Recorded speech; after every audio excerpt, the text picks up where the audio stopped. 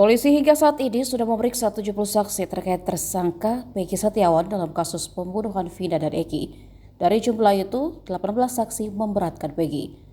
Kadif Humas Polri Irjen Sandi Nugroho menjelaskan puluhan saksi yang diperiksa tersebut juga termasuk ahli, mulai dari ahli pidana hingga ahli teknologi informasi atau IT. Saksi ahli IT diperiksa untuk membantu penyidik mengungkap kasus secara proporsional dan menggunakan scientific investigation.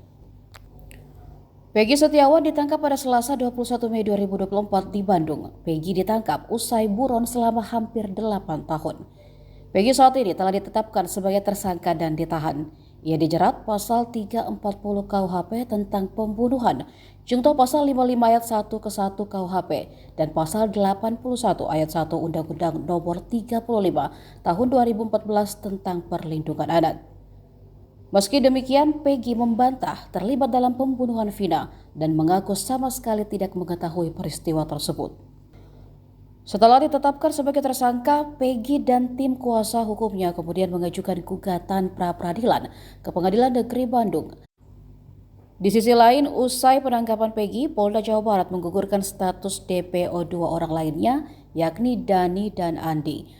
Polisi beralasan para terpidana kasus pembunuhan Vina asal sebut saat memberikan keterangan mengenai dua nama itu.